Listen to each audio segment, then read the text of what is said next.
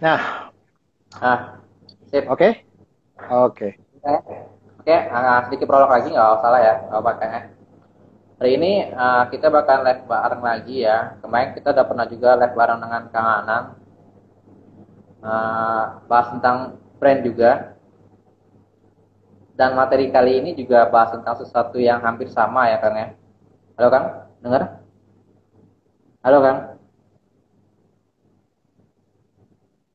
Aduh, buffering ya.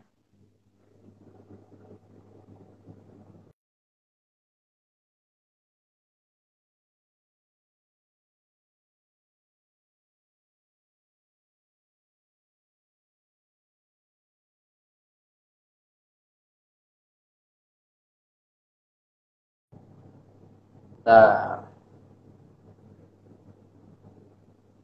sambil nunggu Kang Anang kembali.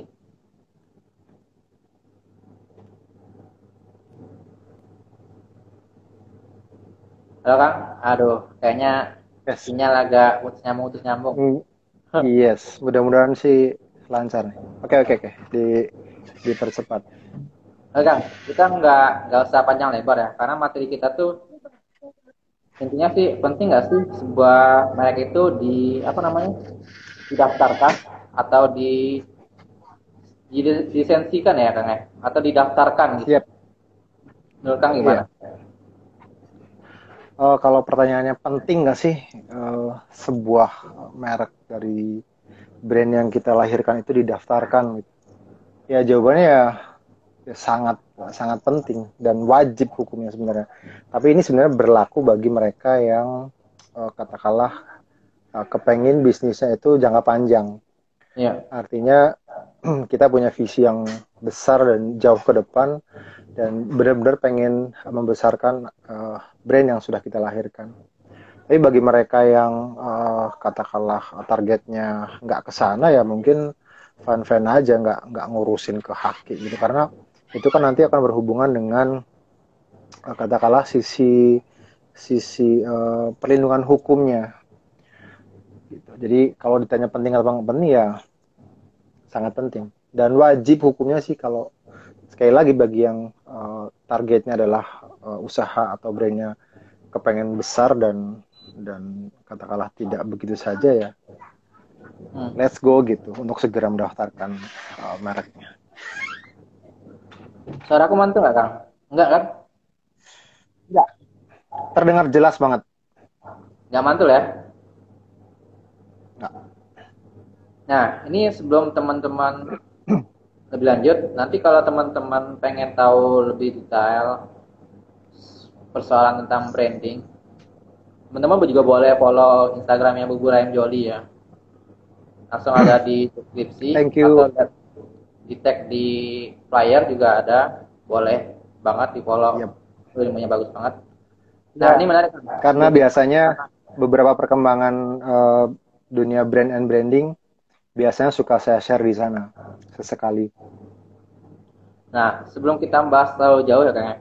Kan ada hal yang menarik nih Kang ya. Ya, Kita nggak usah terlalu banyak ya. oke. Ada salah satu berita ya yang lumayan viral ya antara brand ayam ya ayam bukan ayam ya ayam geprek bensu dengan geprek bensu ini lagi Yap, hits nih Kang ya lagi lagi hangat. lagi hangat. Sebelumnya ada juga nih Kang kalau nggak salah aku tuh antara Superco dengan DC Comic. Iya, Nah, itu kasus awal tahun 2000-an. menurut Kang sendiri kayak Itu gimana pernah rame. masalah tentang Eh pergeprekan ini? Kalau yang saat ini sedang terjadi sebenarnya Hmm, eh, kita sebagai sisi UKM atau brand lokal melihatnya dari sisi bagaimana kita belajar sesuatu.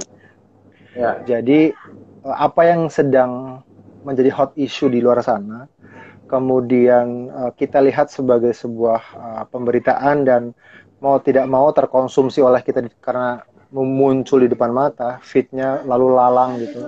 Mau tidak mau mempengaruhi perhatian kita. Nah, dari sisi UKM kita mestinya bisa belajar sama-sama. bahwa ketika proses membangun brand yang kita anggap tidak mudah, jangan sampai sia-sia gara-gara langkah yang menurut kita bisa kita tunda. Jangan sampai sia-sia karena hal yang kita anggap baik-baik saja untuk dilakukan nanti, padahal ternyata ada satu dan banyak hal yang efeknya sangat besar. Ya, contoh kembali lagi ke kasus yang saat ini sedang hot sekali. Jadi ketika putusan MA itu memberikan sebuah keputusan bahwa Bensu versinya RU ini ditolak gugatannya, efeknya adalah ada beberapa, kalau kurang lebih kalau nggak salah saya baca, ada 6 merek yang diajukan dengan nama Bensu itu otomatis decline. Jadi sangat disayangkan gitu. Apalagi sudah bicara ratusan outlet gitu ya. Jadi prosesnya akan sangat panjang. Jadi, di sisi ini kita mesti belajar bahwa kembali lagi proses membangun brand itu kan tidak mudah.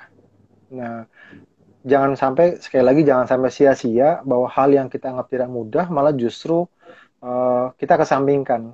Karena beberapa di antara kita kebanyakan cukup heboh ketika di awal membangun usaha, kemudian ikut-ikutan untuk ramai memilih CV dulu apa PT dulu ya gitu. Kemudian legalitas yang lain dibuat di atas dokumen resmi.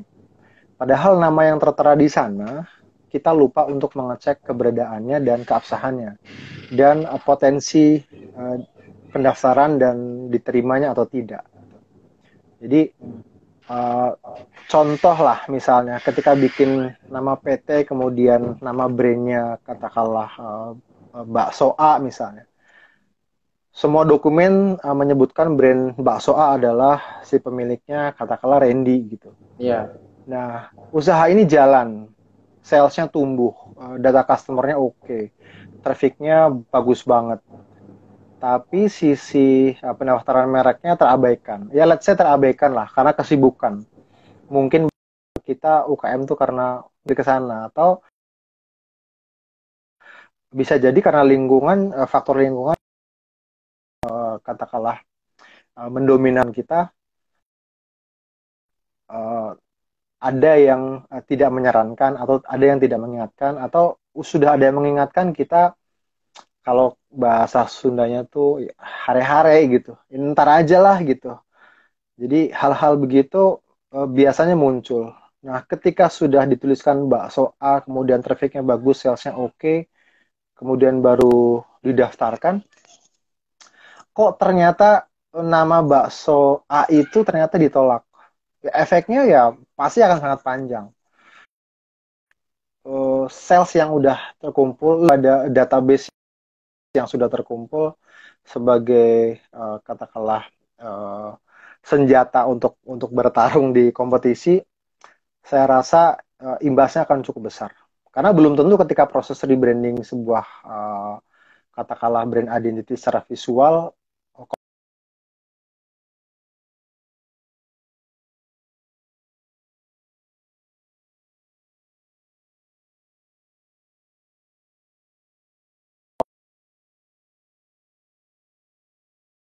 konsumen muncul trust-nya masih oke seperti yang sebelumnya.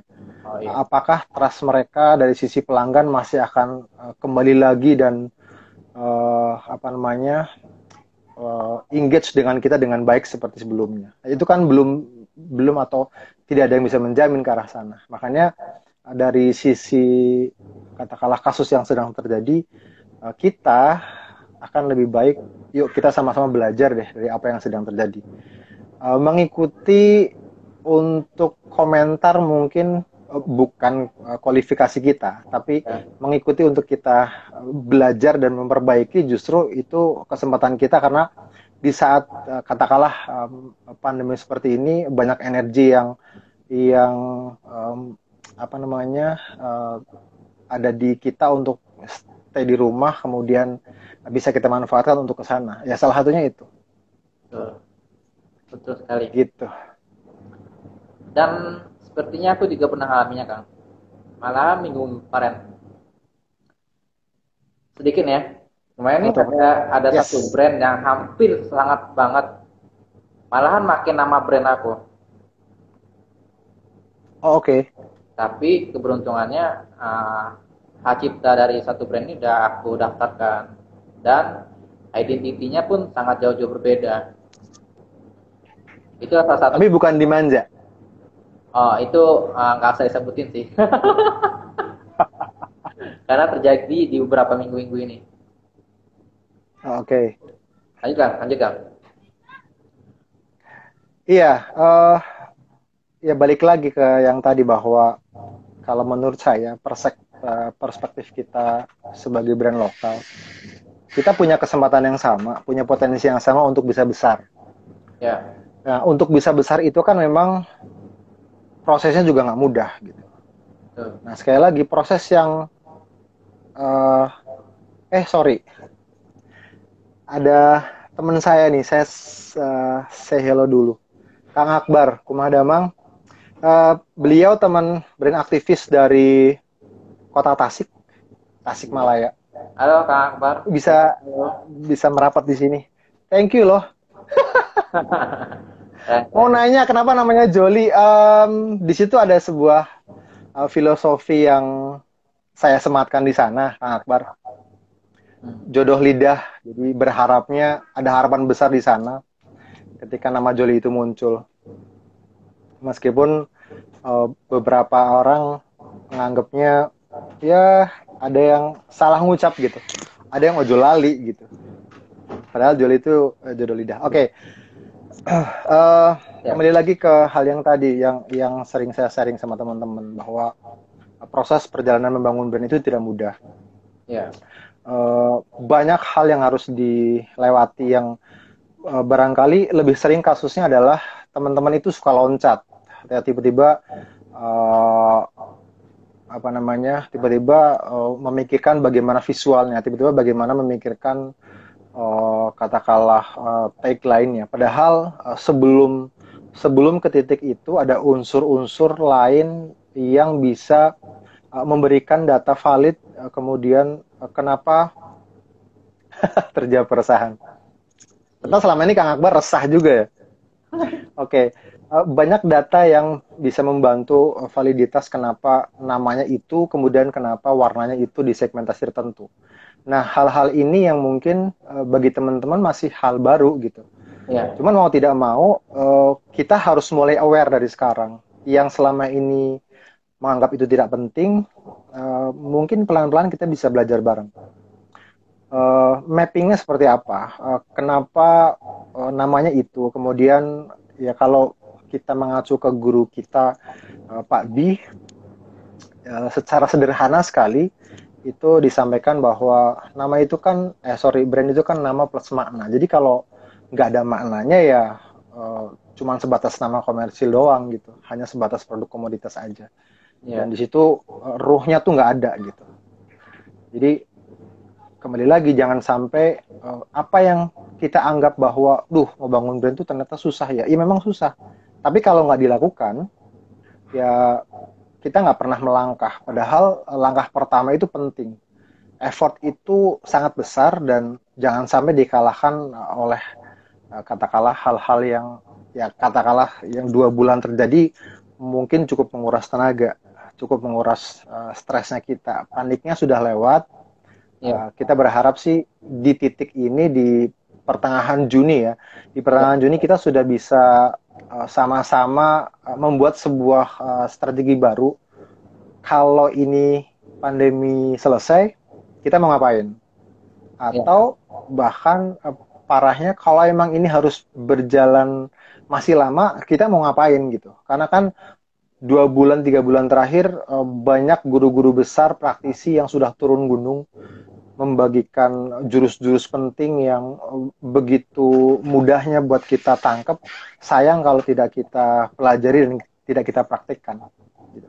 Jadi mudah-mudahan kita punya banyak waktu dan kesempatan untuk bisa menajamkan hal-hal begitu. Nah, di depan kita ada sebuah kasus hot issue yang cukup besar. Ya Ya. sebenarnya sih kalau dari pihak RU sendiri ini gugatan yang kedua karena sebelumnya di tahun kemarin pernah menggugat satu nama Bensu juga eh, di produk yang berbeda, tapi di kuliner yang sama. Hmm. Kemudian selesai secara kekeluargaan. Nah, ini muncul kasus baru, gugatan baru yang kemudian langsung eh, berproses dan hasilnya sudah keluar. Betul. Jadi sebaiknya kita belajar dari kasus-kasus seperti ini gitu. Nah, tapi yang lucunya kayak gini Kang ya. Kalau menurut aku ya, Yes. nggak apa potong dikit ya Kang ya. Karena aku sedikit Silakan. greget ya, walaupun ini belum tidur ya, seharian belum tidur ngantuk. Cuma pikiran aku tuh agak sedikit resah. Kan nama nama satu brand tuh bisa ya kita buat sendiri ya.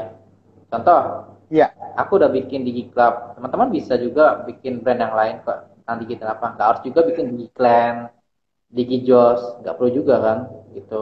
Dan Hmm. apa? Melakukan memberikan value yang hampir sama, gitu. Nggak harus seperti itu juga sebenarnya kan. Nah, yang menariknya, yang seperti kasus yang sekarang itu, ini sama-sama produknya kategori produknya itu adalah ayam geprek gitu kan ya. Yang satu orang biasa mungkin hot modelnya seperti BA-nya lah. Yang Hmm. itu adalah seorang artis yang punya. Ya dong. Yang satu Yep. namanya ayam, yang satu geprek bensu. Nah, Iya. menurut dari psikologi brand ya kan ya.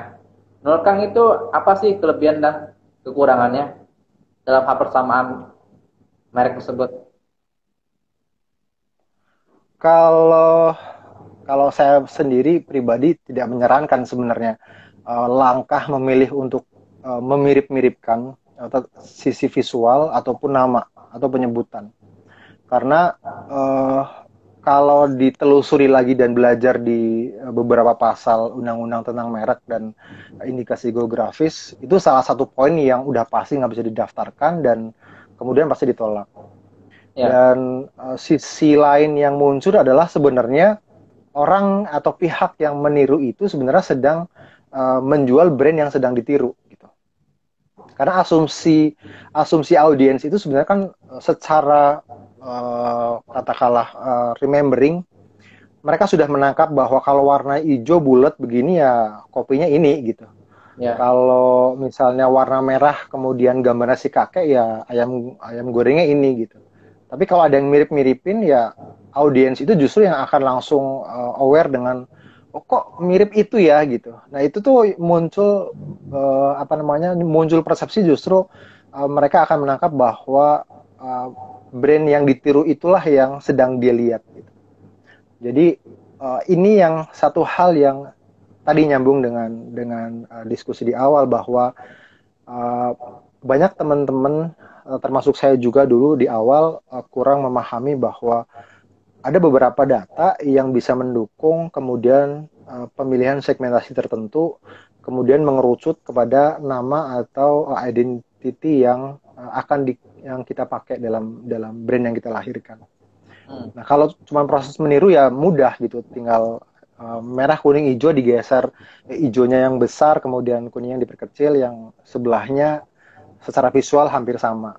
Nah, orang-orang mungkin mengejar ke situ, berharap audiens itu kepleset gitu. Misalnya contoh lah kayak yang plek ketiplek itu kayak Oreo dengan Rodeo gitu. Rodeo dengan pemain baru yang muncul di supermarket mungkin berharap audiens itu kepleset ketika lagi mau ngambil Oreo ternyata dia ngambil produk produk. lain gitu. Betul. Iya. Kan secara visual kan buat saya sih mirip banget gitu. Dari sisi warna, kemudian ukuran dan lain sebagainya. Makanya perlu kita ada katakanlah menajamkan kembali di industri dan kategori apa kita saat ini sedang berjuang di segmentasi market apa yang kita tuju dan kita mau layani. Karena kalau kita mau melayani semua segmentasi, saya pikir itu hal yang sia-sia justru. Energinya akan sangat besar. Ya sah-sah aja sih sebenarnya kalau mungkin kapitalnya besar ya.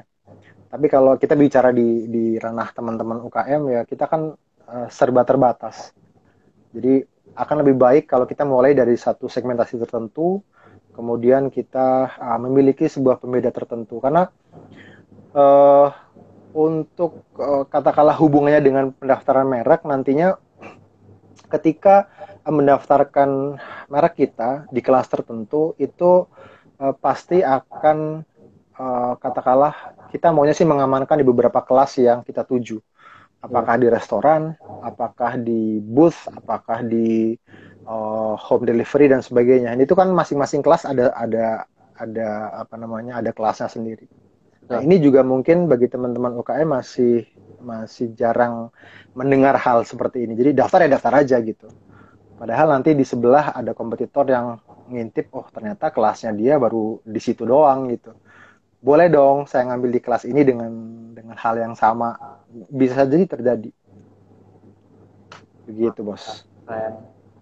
Nah, nih untuk teman-teman ya, mungkin nggak masalah ya diomongin dari sekarang sih, biar nggak kakak kita. Mungkin ya, nah, kita nggak tahu kapan sih. Insya Allah saya mungkin bersama teman-teman termasuk Kak Anan, nanti kita bakal coba buat live webinar, mungkin dari Zoom atau Google. Insya Allah mungkin main teman-teman ada 3 orang ya, perlu tahu ya. Dari segi konten kreator udah Fajar, strategisnya ada saya, dan brand aktivitasnya ada Kang Anan. Nah, nanti ada satu lagi tambahan, dan itu kemarin ada live bareng juga, namanya Sibel. Sibel itu nanti di bagian visual identity. Nanti 4 orang ini bakalan ada hadir, insya Allah, dan itu harganya mahal. Saya nggak mau join murah-murah lagi. Karena ilmu itu mahal, nggak masalah. Karena saya butuh orang. Ternyata ilmu itu mahal ya? Iya. Nah, Kang. Oke. Ini Kang, sebelum kita jawab pertanyaan teman-teman ya. Nanti. Iya. Sepertinya udah beberapa muncul pertanyaan nih. Oke, gimana? 30 menit lagi nanti bakal kita jawab semua. Kemudian kita bahas ke awalnya lagi kan ya, materi yang kita awal tadi. Di satu hot itu ini ya, itu nggak cuma namanya aja Kang ya, yang sedikit bedanya. Di logo pun hampir sama loh Kang. Iya. Nah, ya itu yang saya bilang tadi, seolah-olah mereka memanfaatkan seorang BA gitu, atau brand ambassador gitu ya Kang. Nah, menurut Kang sendiri, seberapa pentingkah BA di dalam suatu brand? Seberapa penting? Kalau menurut saya sih balik lagi ke katakanlah ke produknya ya. Karena brand ambassador ini untuk meleverage bisnisnya sudah pasti tujuannya ke sana. Tapi kan mesti dilihat kembali bahwa secara personality cocok atau tidak. Si brand ambassador dengan produk kita. Kemudian nilai-nilai yang beliau miliki match dengan visi dari brand yang kita bangun apa enggak gitu. Jangan mentang-mentang katakanlah let's say lah dia artis terkenal, kemudian selebgram terkenal, kemudian karena kita tahu followernya banyak, jamaahnya luar biasa, membludak gitu ya, terus kita pengen menggunakan jasa beliau sebagai ambasador, ya kalau hanya sebatas itu ya mohon hati-hati gitu. Meskipun katakanlah kita sanggup bayar, tapi kembali lagi ketika katakanlah efeknya ketika sang ambasador ini melakukan sebuah kesalahan kecil saja, itu efeknya akan balik ke brand yang kita miliki dan pasti akan banyak muncul persepsi yang bisa jadi lebih banyak negatifnya karena itu hal negatif. Karena netizen kita tahu sendiri, netizen ini maha benar di atas segalanya gitu. Jadi hati-hati sekali untuk memilih itu. Jadi perlu katakanlah ya briefnya juga harus dilakukan. Sekali lagi jangan mentang-mentang ketenaran seseorang kemudian kita serta-merta langsung ngambil dan mengajak untuk kerjasama. Tapi bahwa manfaatnya ada sebuah proses untuk meleverage bisnis, saya yakin ada impact-nya di situ. Nah, kita jawab satu pertanyaan dulu nggak apa-apa Kang ya? Biar semakin menarik. Monggo. Ini dari Custom Kelah. Kayaknya aku kenal nih Custom Kelah nih. Custom Kelah, oke. Gimana Kang? Kita kan memang nggak tahu bakal semaju apa usaha kita kan. Kadang orang dalam suka nusuk dari belakang. Seperti mantan karyawan dan seperti mantan karyawan ketika keluar mungkin dalam bentuk brand yang sama. Nah mungkin Ini katakanlah kegelisahan yang muncul untuk sekian ratus mungkin sekian ribu kali sih di tengah teman-teman. Bahwa saya pun dulu ketika melahirkan Mabro pernah terbesit begitu. Gimana ceritanya kalau misalnya si si katakanlah orang-orang yang di sekeliling kita itu nantinya mereka berbuat sesuatu yang katakanlah kita anggap sebagai tindakan tidak terpuji gitu. Tapi ketika saya belajar dan kemudian beberapa perjalanan di antaranya uh, mendengar sebuah materi bahwa produk itu memang sangat mudah ditiru gitu. Ya. Tapi sebuah brand itu tidak. Makanya kemudian saya concern di sisi bagaimana membangun brand yang baik dan benar dan kemudian saya coba mengimplementasikan. Bahwa kalau bicara bubur ya banyak orang bisa bikin bubur gitu. Bahwa saya masuk di segmentasi tertentu ya itu yang saya pilih karena sebuah potensi dan strategi ke depan. Tapi apakah ketika misalnya Randy ikut-ikutan bikin bubur ayam yang let's say lah sama dengan secara fitur sama dengan saya, apakah hasilnya akan sama? Saya sih nggak bisa jamin. Bahkan ketika saya punya mitra, kadangkala secara tes itu ada yang bilang kok nggak sama dengan yang dibikin di Kanganannya. Jadi ini sebuah keresahan yang wajar. Mungkin jawabannya ada bagaimana kita membuat sebuah sistem yang baik. Bagian mana yang strategis yang brand owner miliki, sisi mana yang secara teknis yang boleh di-share ke pegawai. Kalau memang ketakutannya di sana, sisi strategisnya harus kuat kita miliki. Artinya misalnya dalam hal resep karena kita di kuliner ya. Ya pegawai bantu kita, tapi itu proses yang kesekian kali setelah kita melakukan sesuatu di situ. Jadi bumbu A, B, C sudah kita kuasai, udah dicampur, dia sudah tinggal nerusin. Dia taunya cuma nambah air doang gitu. Ya, betul. Maka, nah, Kanganan sepertinya buffering lagi. Kita tunggu aja. Tunggu sebentar ya.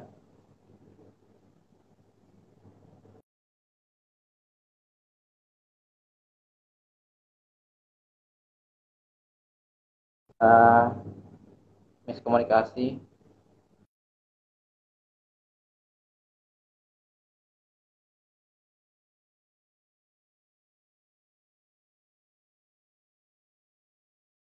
Dikit, kayaknya jaringan Kanganan jelek lagi, keluar sendiri. Nanti teman-teman yang masih mau tanya, boleh ya tanya di dalam komentar. Nanti bakalan kita jawab satu-satu. Ini masih ada beberapa pertanyaan lagi yang harus kita jawab. Oke, Kanganan udah masuk lagi.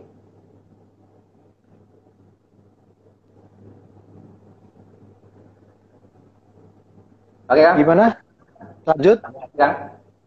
Yes. Berarti dan sebenarnya sih yang dipertanyakan sama custom killer tuh juga terjadi sekarang sih sama saya, Kak. Cuman saya nggak mau jelasin brand apa. Dan ini lagi cari solusinya juga. Kayak gimana bagusnya. Dan itu mungkin sering terjadi ya, bukan cuma saya sendiri ya. Ada beberapa teman-teman juga pernah ngerasain seperti itu. Nah, antisipasinya kayak gimana tuh, Kak? Antisipasinya tadi kalau yang pernah saya lakukan sih kita bagi dalam dua sisi yang cukup penting. Satu strategisnya, yang kedua teknisnya. Strategisnya ya kita yang kuasai, kita yang tahu, kita yang ngekip itu sekuat tenaga gitu, jangan sampai bocor. Kemudian sisi teknisnya tinggal pegawai yang ngebantu dan nerusin pekerjaan kita. Jadi kita dalam membangun usaha, membangun brand juga kita juga sudah bisa dipastikan nggak bakal bisa sendirian. Kita juga perlu care resource yang cukup mumpuni di sana dan pelan-pelan kita mencoba satu dua talent resource yang bisa kita percaya untuk bisa kita delegasikan atas pekerjaan yang kita miliki.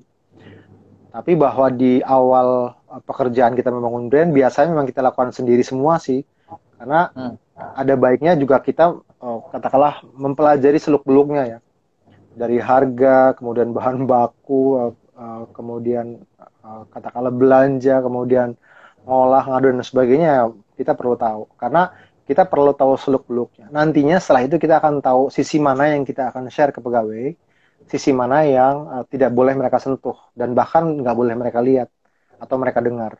Dari sisi angka, dari sisi komposisi dan sebagainya. Itu ya haknya kita atau justru wajibnya kita untuk nge-keep itu dengan baik. Nah, bagaimana dengan ini Kang? SOP-nya udah sesuai ya. Saya contoh di produksi ya. Produksi ayam geprek lah gitu. Ada spesialis cabenya ya. SOP-nya udah kita buat. Tapi ternyata ini perkiraan ya. Kata orang, kebanyakan orang bilang kan beda tangan beda rasa loh Kang. Terus kayak gimana itu? Kalau menurut pendapat Kang kayak gimana? Di dunia kuliner ternyata itu katakanlah terjadi dan terbukti bahwa beda tangan beda rasa. Itu tadi katakanlah ketika brand personal brandingnya si owner dengan segala kehati-hatian dan katakanlah seluruh jiwa membesarkan brandnya, itu akan berbeda dengan si mitra yang join kemudian dalam kemitraan dia bisa mengikuti SOP yang sudah dimunculkan. Tapi kok ternyata rasanya beda ya? Let's say mungkin dari sisi katakanlah penjiwaan, kemudian dari sisi tanggung jawab bisa jadi di situ ada porsi yang berbeda juga. Beda dengan saya mau bangun pagi itu untuk melayani konsumen karena mereka butuh layanan yang selama ini saya janjikan. Kalau mitra mungkin tidak di sisi itu gitu. Tapi kalau kita karena saya sudah punya visi tertentu kenapa saya ngebangun Joli dan membesarkannya karena saya udah punya alasan-alasan tertentu gitu. Nah, hal itu kan tidak bisa di copy paste oleh mitra gitu. Tapi bahwa bumbunya sama, cara urutan pembuatan adonannya sama, itu bisa bukan bisa lagi, itu wajib diikutin gitu. Tapi bahwa rasanya itu kan karena brand itu kan membangun sebuah persepsi ya persepsi audiens juga pasti akan berbeda dan kadang-kala mereka lebih memilih udahlah nggak apa-apa lah jauh dikit gitu, nggak apa-apa deh masuk ke gang gitu, tapi langsung dari tangannya si owner misalnya. Ya kita juga pernah mengalami itu kan. Kadang-kala di warungnya si ownernya nggak ada gitu, terus tiba-tiba kita udah besok aja gitu. Ada yang begitu juga gitu.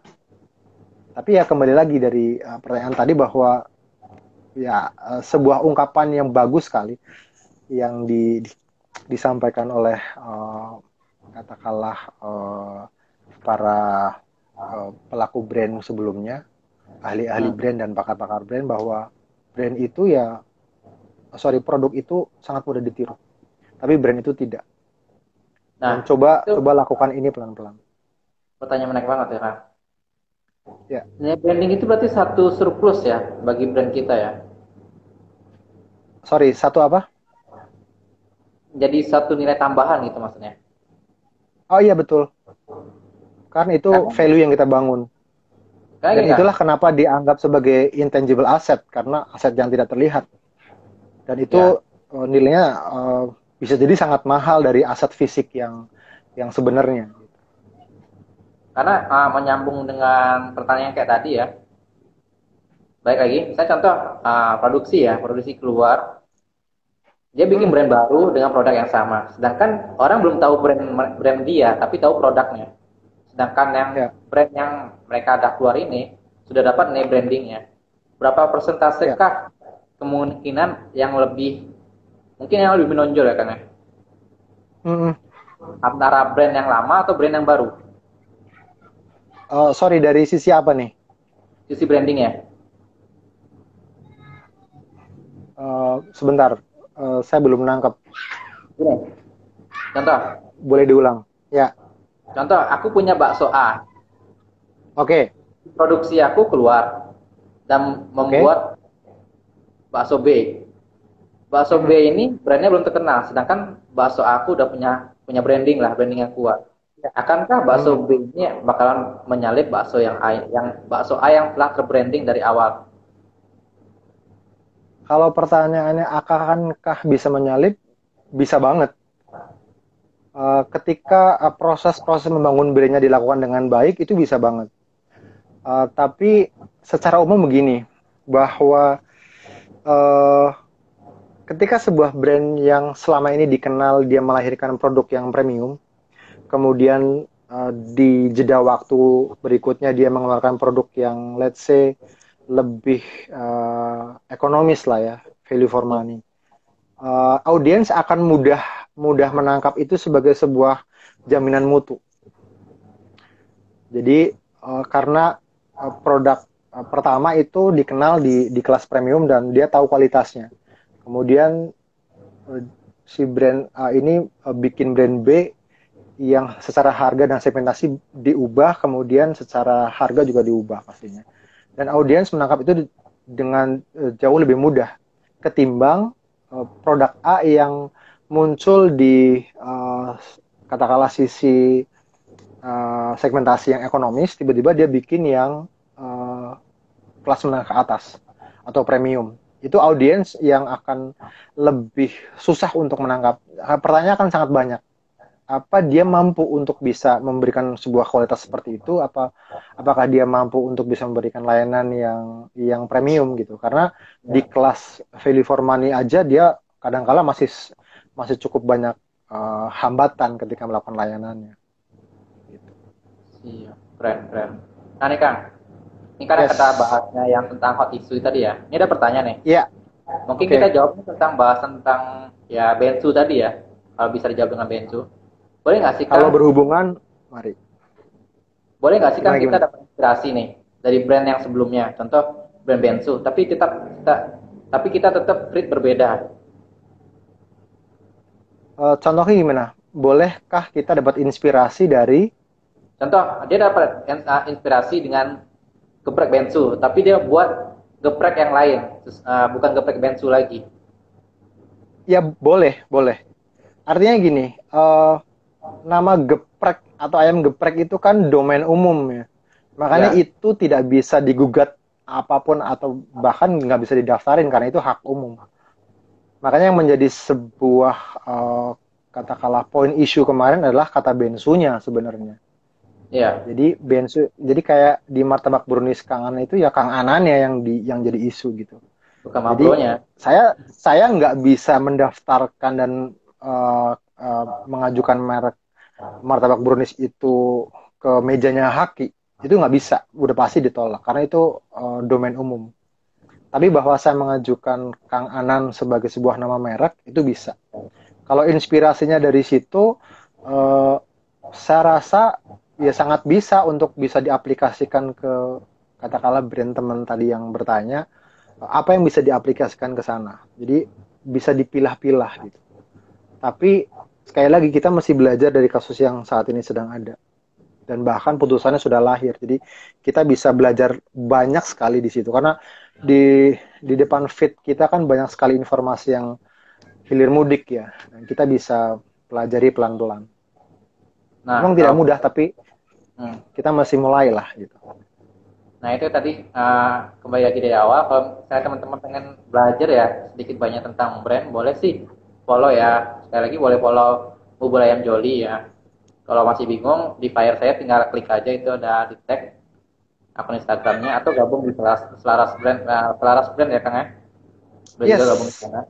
Tinggal follow aja. Nah ini mungkin pertanyaan yang bagus banget ya Kang ya. Mungkin boleh diupload ya. ya Kapan waktu boleh. yang tepat untuk daftar brand dan ada dua nih Kang. Dan yang didaftar untuk brand itu apa aja? Nama, singkatan, gambar, serta warna atau apa aja gitu. Oh, oke. Yang pertama dulu, kapan waktu yang tepat untuk mendaftarkan merek kita? Mungkin gitu ya. Ya, merek kita. Merek. Kalau ya sebenarnya sih nggak ada patokan yang baku gitu. Apakah minggu depan setelah kita buka toko atau tahun depan setelah valuasi salesnya kita muncul gitu. Tapi yang jelas sebisa mungkin, sesegera mungkin. Dan hubungannya adalah kalau bisa sih sebelum akte-akte itu muncul.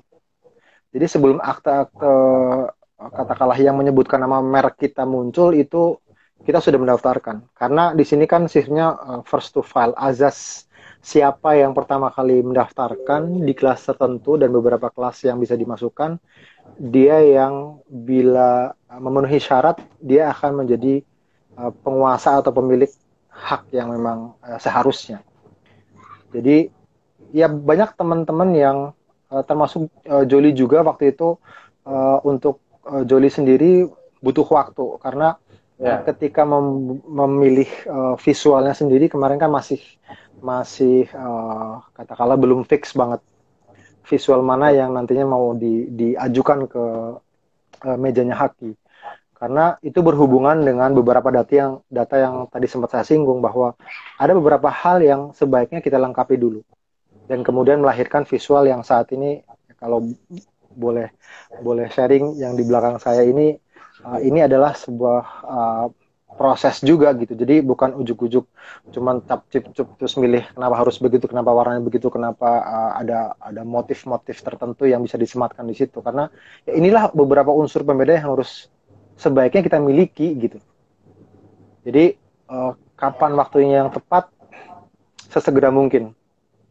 Kalau katakanlah, tapi jangan lupa lakukan penelusurannya dulu. Jadi Randy dengan kategori tertentu muncul di nama merek itu sebagai apa, di gelas apa. Nah, kalau memang sudah ada, coba belajar. Kemudian coba diskusikan dengan katakanlah orang yang lebih ahli dalam pendaftaran merek dan paten. Bisa jadi konsultan, bisa jadi orang-orang yang ada di pemerintahan yang selama ini memberikan edukasi ke workshop atau seminar. Jadi manfaatkan itu sih sebaiknya. Kemudian yang kedua tadi apa? Berhubungan dengan apa aja sih kategorinya sih Kang gitu. Kita mulai dari pada umumnya sih pada umumnya sih nama, karena ini yang paling krusial. Yang paling krusial adalah nama. Jadi nama ini sangat penting untuk bisa difikskan terlebih dahulu gitu. Makanya jangan sembarangan pilih nama. Tapi banyak teman-teman konsultan pendaftaran merek yang menyampaikan dan menyarankan sebisa mungkin nama yang dibikin itu asosiasinya jangan terlalu dekat dengan produk atau kategori yang kita miliki. Ya meskipun itu bisa terjadi, tapi sebisa mungkin dipilih untuk tidak ada di sana. Karena itu nantinya rentetannya akan cukup panjang. Bahwa katakanlah, seingat saya ada di Undang-Undang nomor 20 atau 21 gitu. Itu kalau ada kemiripan nama, kemudian kemiripan visual dengan pemilik logo atau nama sebelumnya, udah pasti itu nggak bisa didaftarkan. Jadi ada 2 poin loh, nggak bisa didaftarkan dan ditolak. Itu 2 hal yang berbeda. Berarti seperti nama Randy sama Randy ya, bersama ya gitu ya? Iya. Jadi kalau misalnya katakanlah Nike sepatu gitu ya, NIKE gitu. Kemudian sama kita brand UKM itu kan biasanya kan memang super canggih ya kreativitasnya. Iya. Kemudian tulisannya jadi NAIKI, kan sebutannya sama-sama Nike gitu. Iya. Nike. Itu nggak bisa. Jadi hal-hal begitu jangan dianggap sebagai sebuah lelucon. Karena ini akan melekat sepanjang masa di brand yang kita lahirkan. Oh iya, ada Mas Anton. Apa kabar dia? Say hello. Halo, Mas Binbek. Lama saya nggak ketemu. Nah, yes. Beberapa hal ada nih Kang. Kan banyak tuh ya Kang yang dihakiin ya, nggak cuma nama aja ya. Kadang-kadang warna juga dihakiin ya Kang ya. Dari warna, tagline, malahan foto produk pun ada yang dihakiin kalau nggak salah Kang ya. Kalau salah ya mohon dijelasin. Betul. Betul nggak Kang? Iya betul. Bahwa kayak teman-teman Randy ini kan lingkungannya juga di teman-teman desain grafis ya. Iya. Ketika teman-teman desain grafis itu katakanlah mendaftarkan mereknya, itu juga banyak kelas yang bisa dipilih. Jadi katakanlah terlindungi dari hak internet, terlindungi dari penggunaan poster dan sebagainya, itu banyak sekali yang pernah saya baca. Itu nanti bisa kita bisa sama-sama cari dan diskusi dengan beliau konsultan Haki mungkin di Palembang. Saya sih belum ketemu ya.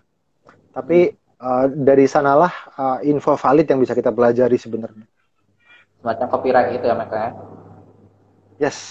Nah, ini untuk teman-teman yang memudahkan nih karena bisa nggak ya teman-teman nanti misalnya satu saat konsultasi nih sama Kang Anan secara langsung ya mengenai tentang Haki. Bisa nih Kang? Entah mereka sebatas yang saya kuasai, insya Allah selama ini sih saya selalu terbuka dengan teman-teman. Tapi kembali lagi kalau sudah katakanlah hal yang menjurus ke bagaimana katakanlah prosedur yang fix, kemudian aturan hukumnya seperti apa, akan lebih baik kita diskusi dengan teman-teman konsultan hakinya langsung atau lawyer hakinya. Karena itu sebenarnya ada. Mungkin kita yang masih jarang mendengar saja. Dan hati-hati, semalam ya ide diskusi sore ini kan karena sebenarnya kan kayak ide spontan ya. Spontan yang tengah malam Randy hubungin dan I say yes gitu, oke lah gitu diskusi. Salah satunya adalah kita mesti berhati-hati juga bahwa di luaran sana itu ternyata ada pihak-pihak yang ya sebutlah mafia merek yang bergentayangan, yang mengintai industri yang kita jalankan, yang mengintai industri yang kita besarkan. Jadi ketika kita lalai, ketika kita tidak merasa itu menjadi sebuah bagian penting dan menjadi beban, dan menurut mereka itu ada nilai komersilnya, mereka yang akan sikat duluan mengajukan pendaftaran itu ke mejanya Haki, karena sekali lagi first to file, mereka yang mengajukan, dan ketika waktunya tiba kita mendaftarkan, ternyata merek itu sudah diambil alih sama orang. Dan karena kita merasa penting dan butuh dan perlu, kita mungkin sampai begging memohon sekali untuk bisa dikeluarkan izinnya. Ya pasti dengan sebuah penawaran harga yang bisa jadi puluhan kali lipat gitu ya dari katakanlah harga aslinya. Dan itu memang pernah kejadian kalau salah Kang, tahun berapa gitu. Itu ada satu brand lokal juga di Palembang. Kita nggak usah sebutin nama brandnya. Saya cuma nyebutin niche-nya ya. Niche-nya itu waktu itu adalah pempek ya, nggak salah. Itu memang kejadian. Nggak tahu, lupa tahun berapa itu kejadian, pempeknya udah besar banget. Tiba-tiba ada satu brand pempek kecil memakai nama itu langsung dihakiin. Itu salah satu hal yang jangan sampai terjadi. Dan itu lagi saya wanti-wanti juga nih Kang, dengan brand saya sendiri. Karena saya ada beberapa juga. Nah nih Kang, penasaran nih Kang, apa sih bedanya dengan Create brand dengan ATM brand? Apa bedanya dengan antara create brand dengan ATM brand? Contoh ya. Di Jakarta namanya Yo Ayam. Di Palembang ada namanya Ayam Yo. Oke. Itu sebuah ATM ya? Iya. Di market border yang sama dengan nama yang berbeda.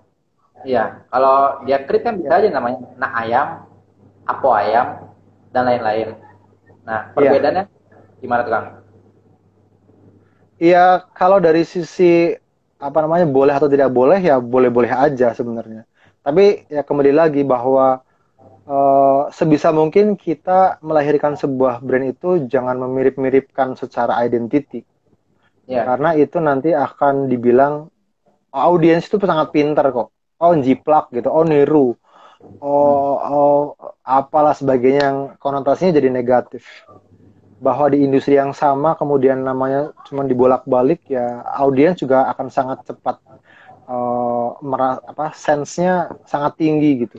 Itu bukannya punya si merek A, si awal ya gitu. Itu cuma dibalik doang, karena biasanya ikatan kenapa dia mau niru, karena dia beranggapan bahwa dengan dia bikin itu di sini kemudian dengan nama baru, ada asumsi bahwa ya mungkin harapannya sih baik, trafficnya bagus, ininya mudah dikenal dan familiar di audiens, tapi belum tentu juga bahwa ketika melakukan proses meniru, apalagi plek gitu ya, itu audiens persepsi positifnya akan terbangun.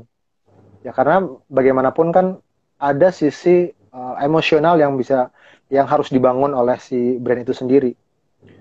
Kalau ayamnya enak, betul bahwa itu bisa ditiru sangat mudah. Bumbunya bisa dimirip-miripin, ya banget. Tapi secara emosional, apakah brand ownernya berkelakuan baik? Ya, itu yang menjadi pembeda. Apakah si brand ownernya memberikan sebuah empathy di lingkungan internalnya dan eksternalnya, itu menjadi pembeda. Nah, hal-hal begitu yang kadangkala bisa menjadi sebuah langkah progresif yang bisa dilakukan. Ya, karena sekali lagi yang tadi sempat saya singgung, produk itu sangat mudah ditiru. Yeah. Bah Google punya, YouTube ada gitu. Banyak channel yang bisa kita cari. Oke, resep bikin martabak, plek, pasti keluar. Ya, betul. Tapi untuk menyamakan di posisi apakah akan sama trafficnya dan emosional di situ, saya yakin tidak gitu. Karena yang melandasi kenapa saya dulu keluar dari pekerjaan dan masih berkemeja, kemudian tergopoh-gopoh, dorong gerobak jam 4:30 sore, itu kan ada effort tertentu, ada sebuah visi dan alasan yang kuat kenapa saya melakukan itu gitu. Dan bahwa orang melihat, oh, oke, ternyata martabak Bonis tuh menggiurkan ya salesnya gitu. Ya itu sah-sah aja, dan meniru ya ditiru gitu. Kepuasan deh gue. Nah, ini kan Tapi apakah emosionalnya bisa terbangun ya let's see gitu. betul banget. Nah, ini mungkin pertanyaan terakhir ya mungkin ya, karena waktu kita mungkin kita Oke. 10 menit lagi. Ini mungkin pertanyaan terakhir yang mungkin masuk logis ya, dan teman-teman ngerasain ya. Kebanyakan nih Kang ya, ATM brand itu menjadi satu apa ya, hot issue atau brand yang viral gitu loh Kang. Ya. Karena kemunculannya selalu memanfaatkan momen tertentu ya Kang ya. Sekarang banyak loh Kang. Contoh kalau Tahiti udah lewat lah ya masanya. Ya. Produk apa yang contoh kayak gini ya. Apa yang terkenal di Jakarta pasti udah bakal sebulan atau 2 bulan lagi pasti bakalan ada di Palembang. Ya. Dan namanya hampir bersama. Dan mereka membuat suatu konten viral seakan-akan brand itu punya mereka. Dan anehnya lagi, beberapa orang udah tahu bahwa brand itu bukan brand dia sendiri, banyak cuma ATM-an, tapi masih tetap pengen beli gitu kan. Ya. Nah, menurut Kakak gimana? Karena itu berhubungan lagi dengan materi kita yang pertama tadi. Udah tahu brandnya hampir sama, tapi kita kenapa tetap mau beli? Cuma beda ayam dengan geprek bensu aja. Iya. Ya kalau di kasus yang sedang terjadi sih karena memang audiens itu kan melihat nilai kepopuleran seseorang. Ya. Bahwa audiens sebelumnya justru katakanlah muncul perspektif yang ada yang niru punyanya si RU ya. Iya.